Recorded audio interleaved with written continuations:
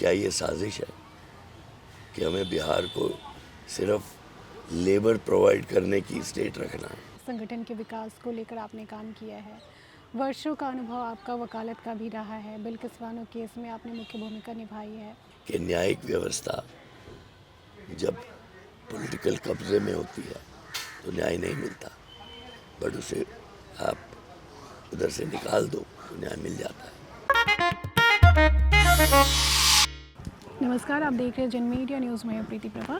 हमारे साथ हैं खास मेहमान जो सामाजिक कार्यकर्ता हैं, मानवाधिकारी कार्यकर्ता हैं, गगन सेठी जी। गगन सेठी एशिया के विविध सांस्कृतिक परिवेश में स्थानीय, राष्ट्रीय और अंतर्राष्ट्रीय स्तर पर संगठनात्मक विकास, क्षमता, नीति निर्माण और अल्पसंख्यकों के अधिकारों के लिए जाने जाते हैं। साथ ही वर्षों का वकालत का भी अनुभव है।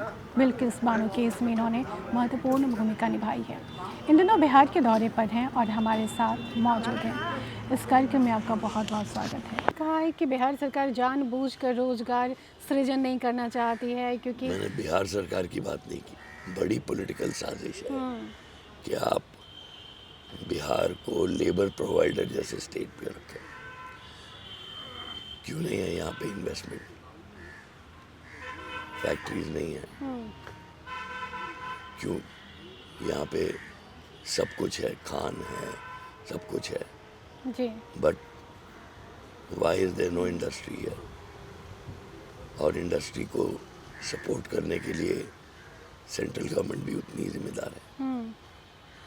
तो साजिश है, मैं कह रहा हूँ, ये सोच की साजिश है।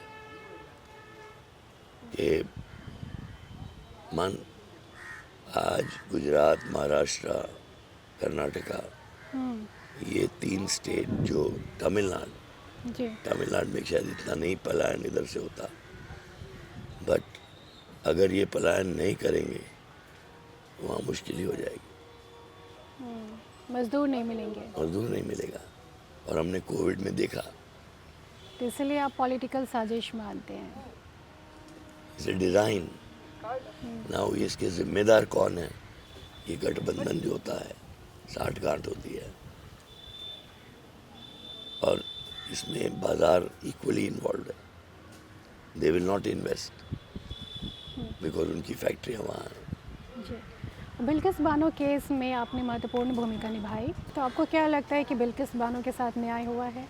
हमने यही ट्राई किया प्रूव करने का कि न्यायिक प्रक्रिया को अगर आप अच्छे वकील हों, अच्छी तरह इन्वेस्टिगेशन हो, केस गुजरात से बाहर जाए, ये पूरी न्यायिक व्यवस्था के ऊपर टिप्पणी थी। और आई थिंक हमने एक उदाहरण तय किया, 2-3। एक कि ये हादसे हुए थे, जब एक ये चावल की बात है, उबल गया, तो एक अगर प्रूव करते हैं तो आप ये बताते हैं कि ये सिर्फ सिंगुलर केस नहीं था, ये पैटर्न था। दूसरा कि न्यायिक व्यवस्था जब पॉलिटिकल कब्जे में होती है तो न्याय नहीं मिलता, बट उसे आप उधर से निकाल दो तो न्याय मिल जाता है। और ये ड्रामेबाजी की बात नहीं है, ये न्याय की फ्रेमवर्क में ज़रूर हुआ है।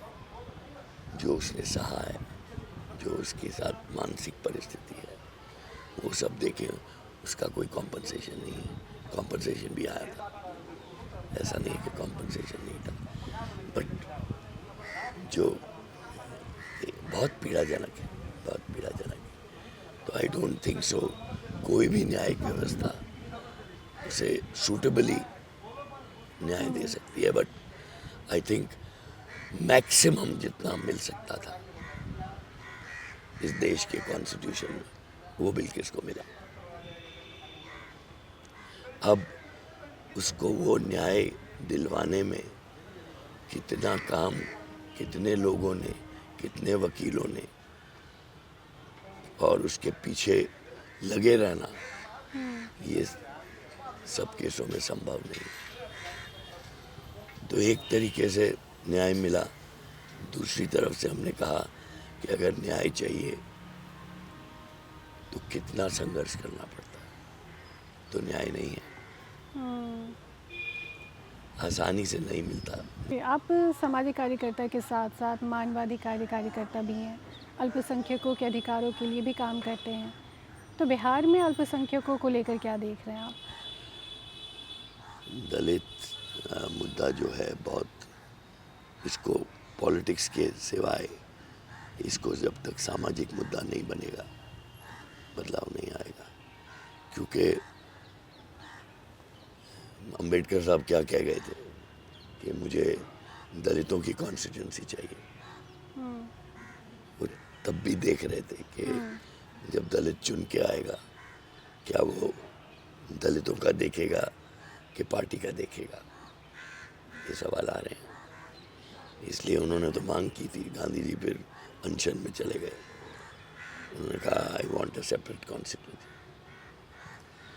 तब जो उनका चुन के व्यक्ति आता है वो इट विल रिप्रेजेंट दलित।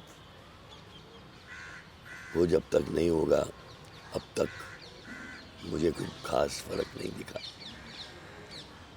तो ये बदलाव, लड़ाई लंबी है बट दलित मूवमेंट स्ट्रांग है, बट बटा भी है। उसके अंदर अभी जो पॉलिटिकल पार्टीज है वो दलितों के अंदर फूट डलाती है। Dalit is not an economic entity, it's a socio religious entity जिसके अंदर डिस्क्रिमिनेशन, इनइक्वालिटी कूट कूट के भरी है। ये मानसिकता कब बदलेगी, ये सवाल करने की जरूरत है। तो गांधी जी ने जो स्वराज की बात की थी, ग्राम स्वराज, कि इकोनॉमी कितनी गांव में ही स्वचालित हो, बट अभी हम टोटली बाजार के ऊपर आधारित कर रहे हैं और इनइक्वालिटी बढ़ रही है। आप देखिए कुछ कंपनियां हैं जो बढ़ती जा रही हैं और इनइक्वालिटी रिपोर्ट देख लीजिए आप ऑक्सफैम की।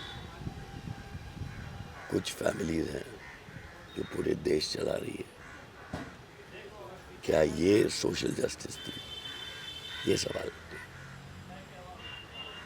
जी, मैं रोजगार सृजन की बात कह रही थी। पूरी ये दुनिया रोजगार में agriculture is always state subsidised across the world. अगर अल्टीमेटली किसान है वो खाना देता है पूरे देश को। बट तो मैंने जो बात की थी, मनरेगा की बात की थी। मनरेगा से क्या ज़मीन सुधारना हो सकती है, पानी की व्यवस्था हो सकती है, उत्पादन बढ़ सकता है। और फिर जो किसान आंदोलन है वो क्या मांग रहा है? भाव मांग रहा है कि मुझे हमारी धान चावल सबका भाव चाहिए। आप रासायनिक खातर डाल रहे हैं, fertiliser, cost of input is going up, price is not going up. ये दिख रहा है सबको।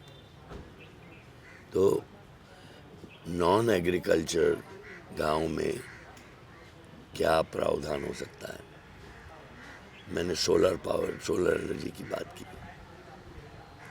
कि क्या हर गांव में सोलर एनर्जी, और महिलाएं सोलर एनर्जी के बनाने में, रिपेयर करने में, क्या वो पहले ऐसा हुआ करता था कि कुछ चीज़ें सरकार फ्रीज करती थी कि ये कोऑपरेटिव सेक्टर से ही हम लेंगे, खरीदेंगे, अब वो निकाल दिया।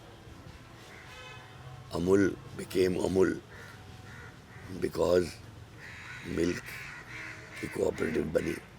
Gujarat model was very good, but ultimately in public investment का शेयर गांव में कितना जाता है और शहर में कितना जाता है, वो अगर आप देखेंगे तो आपको वहाँ असमानता दिखेगी।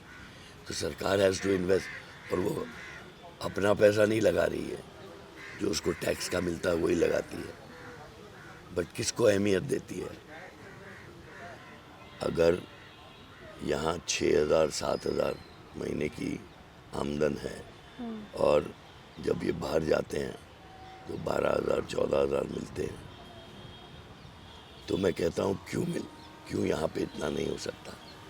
तो फिर मैं सोचता हूँ कि क्या ये साजिश है कि हमें बिहार को सिर्फ लेबर प्रोवाइड करने की स्टेट रखना है? अगर मतलब डेली वेज कितना है मनरेगा में? 244। 10% लोग को भी 100 दिन नहीं मिलते, और ये डिमांड का बात है, ये संगठनात्मक की प्रक्रिया है। तो मेरे हिसाब से ये बहुत बड़ा मुद्दा होना चाहिए। गगन सेठी जी, हमसे बातचीत करने के लिए आपका बहुत बहुत शुक्रिया। Pleasure, thank you very much. Thank you sir.